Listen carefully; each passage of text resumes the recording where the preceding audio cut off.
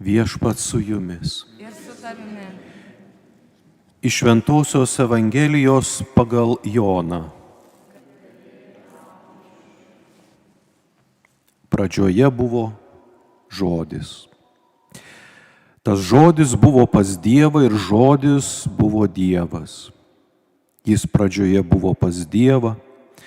Visa per jį atsirado ir be jo neatsirado nieko, kas tik yra atsiradę. Jame buvo gyvybė. Ir ta gyvybė buvo žmonių šviesa. Šviesa spindinti tamsoje ir tamsa jos neužgošė.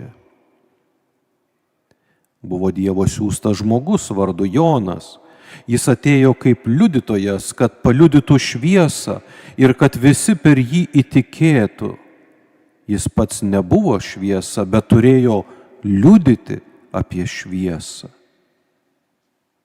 Buvo tikroji šviesa, kuri apšviečia kiekvieną žmogų ir ji atėjo į šį pasaulį.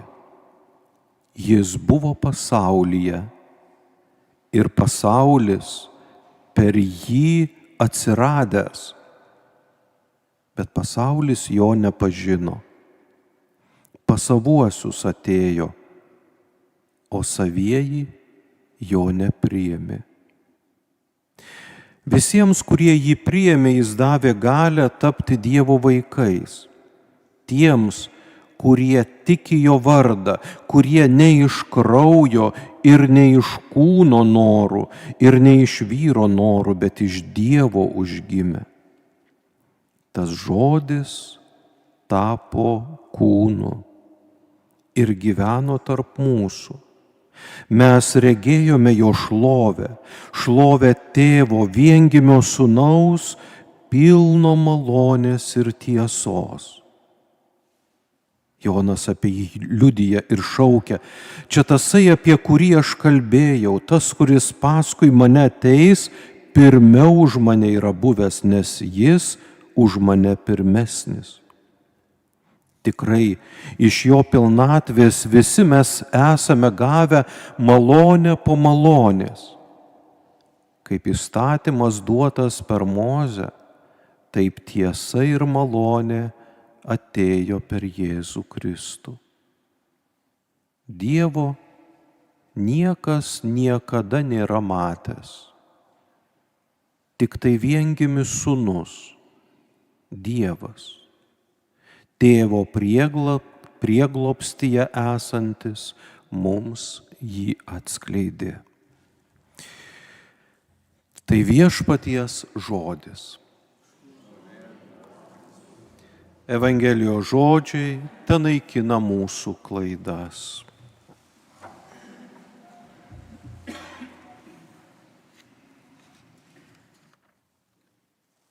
Švęsdami Eucharistiją, šventų Kalėdų dieną, instinktyviai tarsi laukiame mes pasakojimo apie Jėzaus gimimą Betliejuje, apie piemenis, kurie buvo apšviesti dieviška šviesa.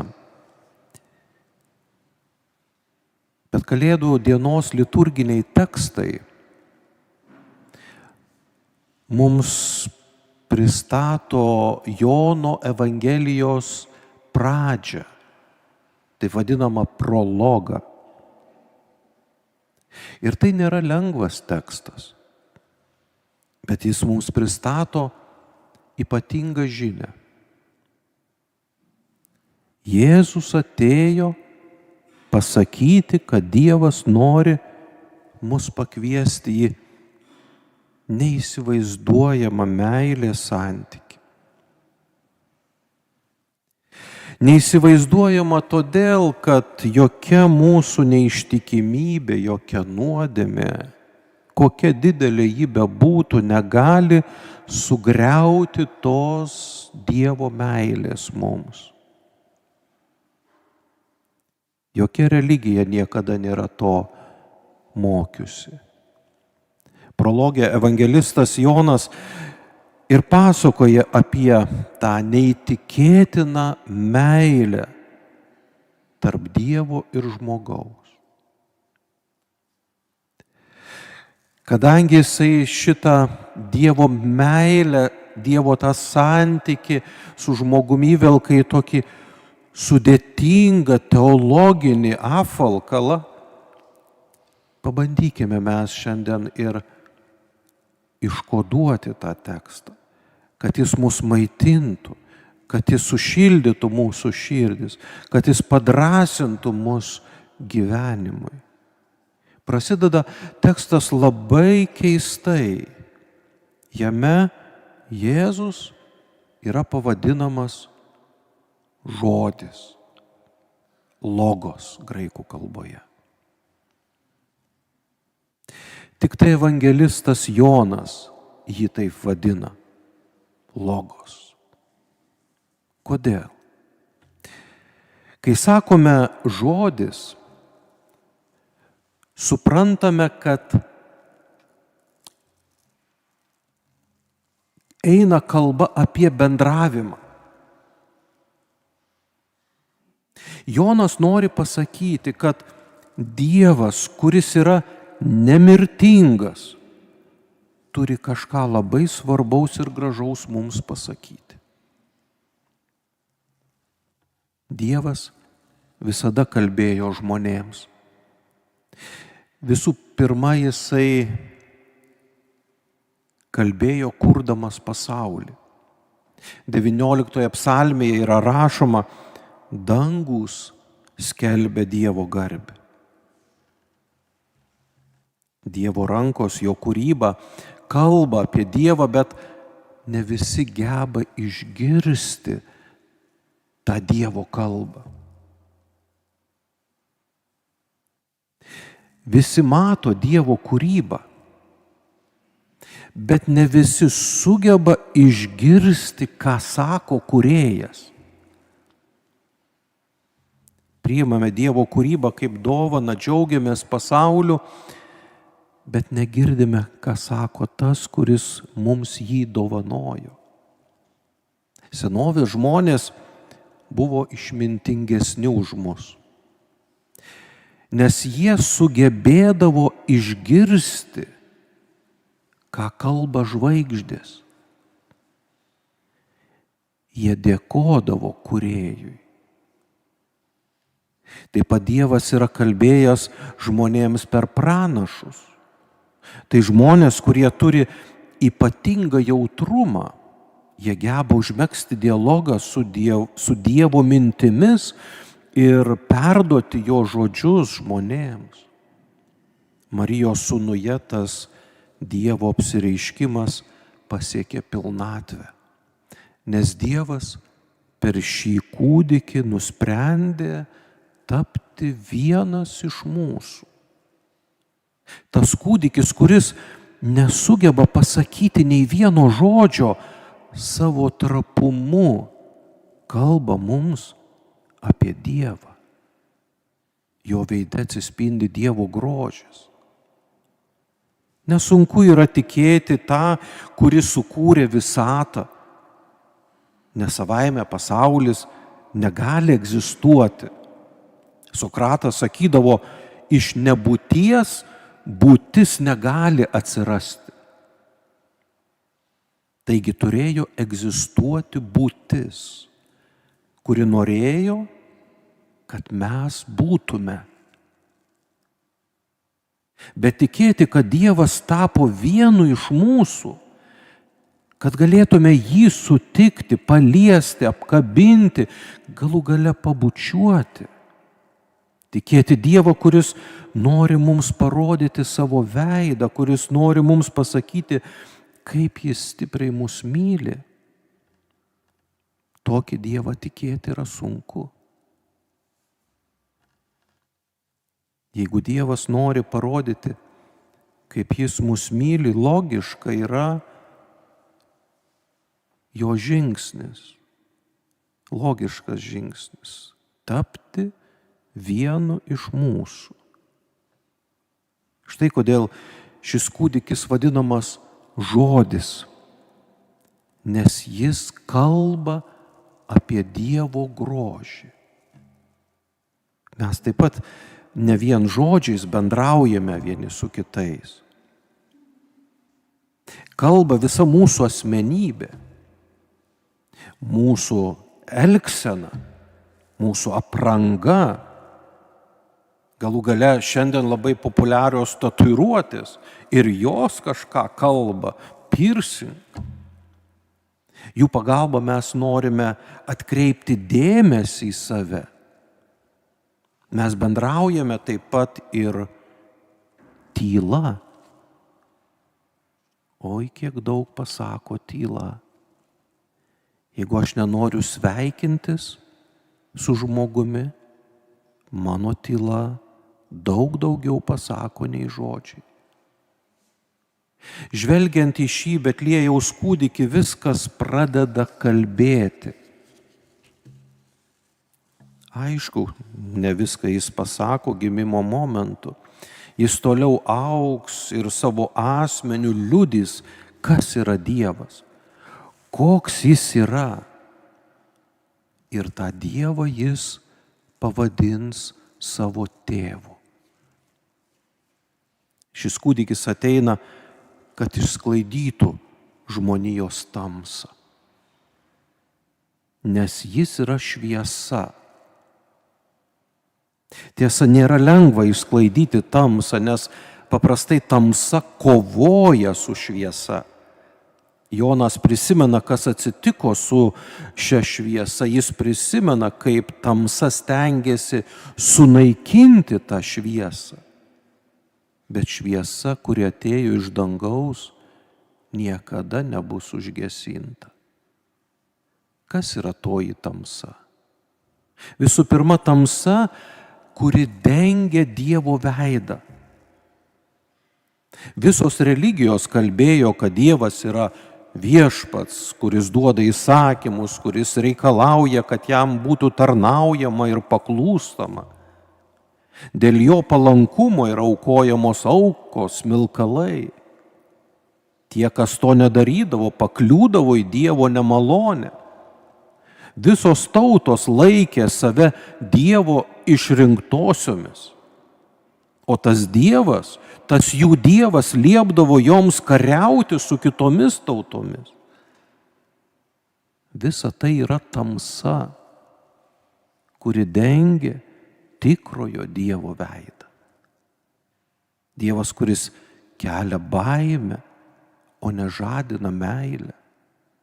Dievas norėjo išsklaidyti šią tamsą ir pasakyti, kad jis toks nėra. Štai kodėl jis nusprendė mums pasirodyti, tapdamas vienas iš mūsų. Yra ir kita tamsa. Yra tamsa, kuri trukdo matyti tikrą žmogaus veidą. Trukdo matyti žmogaus kilnumą, atpažinti jame Dievo vaiką. Toje tamsoje žmogus yra suvokiamas kaip daiktas, arba net kaip žvėris, kaip plėšrūnas. Kaip pora sandalų anot pranašo Amoso.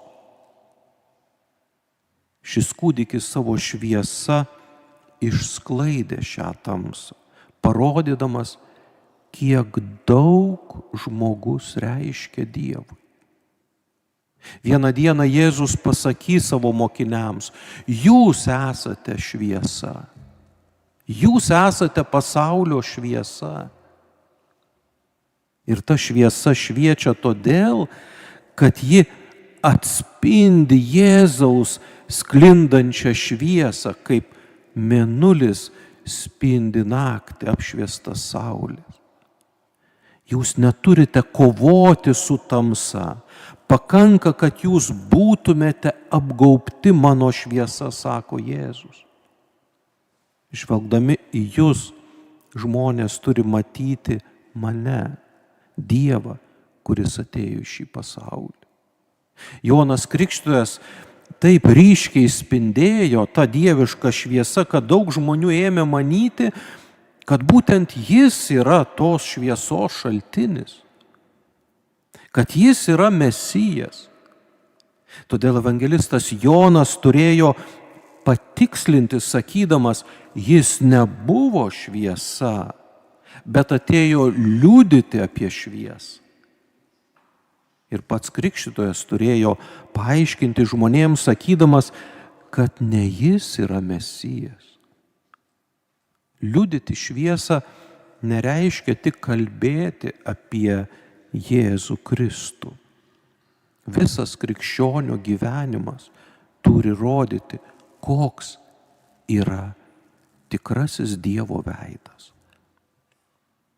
Po trumpo intarpo apie Joną Krikštytoją prologe toliau kalbama apie tikrąją šviesą. Žmonių žodžiai gali būti ir šviesa, ir tamsa. Gali būti tiesa arba melas. Gali jie kurti meilę arba sukelti neapykantą. Gali būti gyvybės arba mirties atsiradimo priežastis. Tas kūdikis iš Nazareto kalba mums tik tai tiesą. Tiesą apie Dievą, nes jis pats yra Dievas, kuris panoro būti matomas. Todėl visi kiti žodžiai apie Dievą, kurie netitinka Jėzaus pasakojimus, kiti žodžiai yra melas. Taip pat šis kūdikis kalba tiesą apie žmogų. Kas yra tikrasis žmogus? Ar pakanka būti tik logišku ir turėti sąmonę? Ne. Jeigu kuriame bombas, jeigu mes neapkenčiame, mes nesame tikri žmonės. Vis dar esame gyvuliškos prigimties. Jėzus iš Nazareto sako, tikras žmogus yra tas, kuris myli.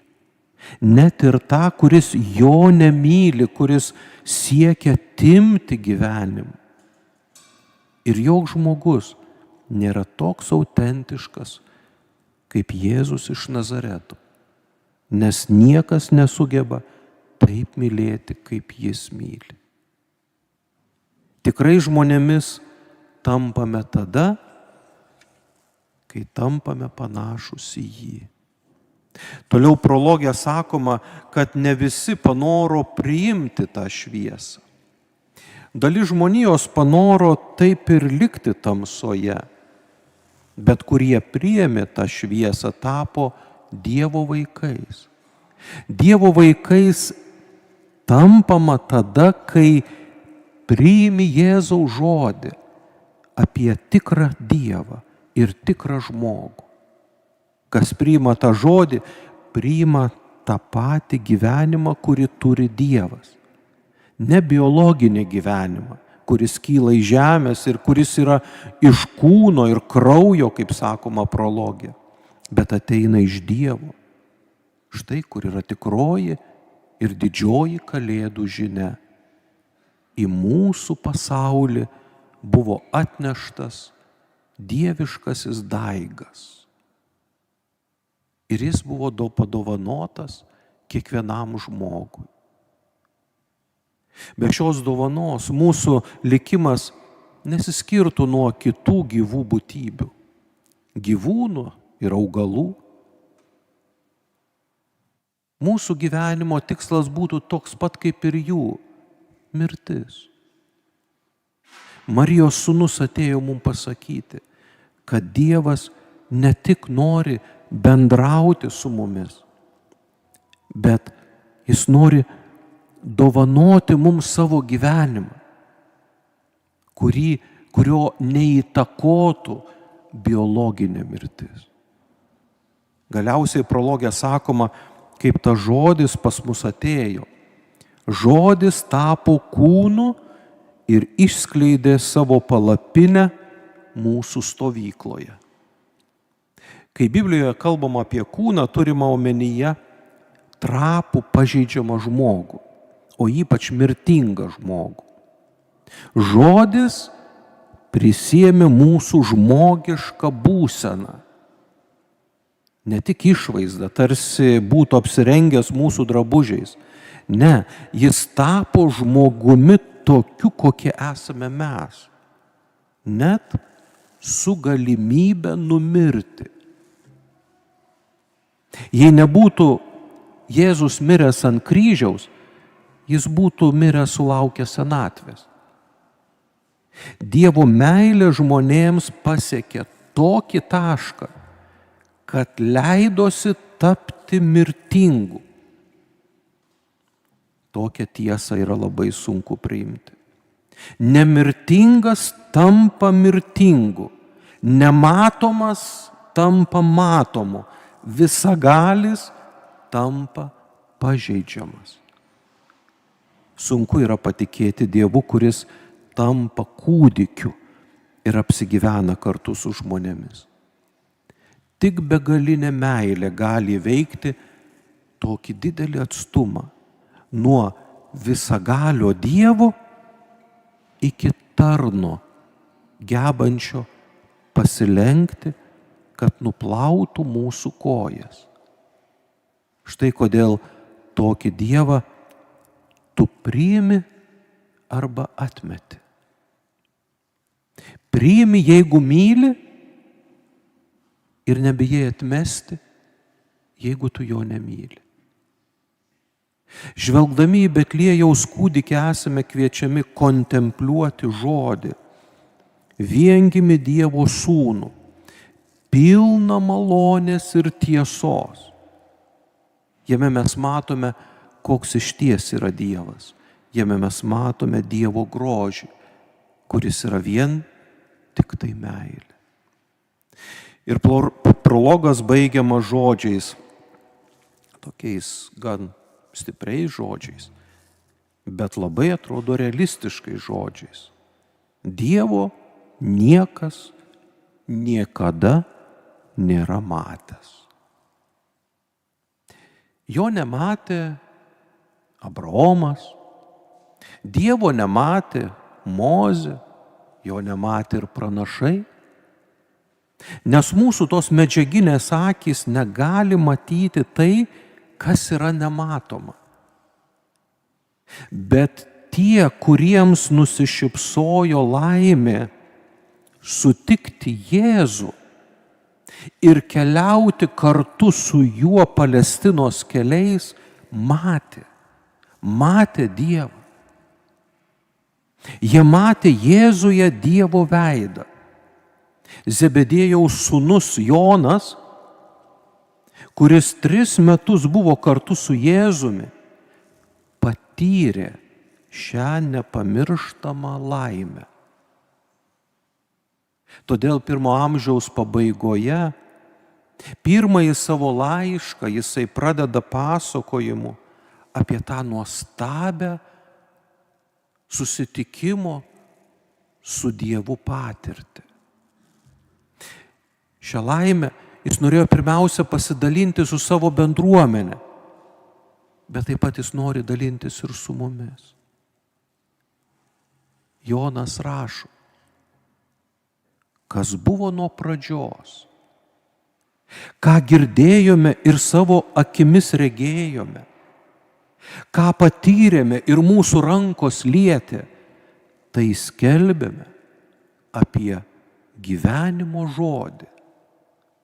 Gyvenimas pasirodė ir mes regėjome ir liudijame ir skelbėme jums amžinąjį gyvenimą, kuris buvo pas tėvą ir pasirodė mums. Ką matėme ir girdėjome, skelbėme ir jums, kad ir jūs turėtumėte bendravimą su mumis.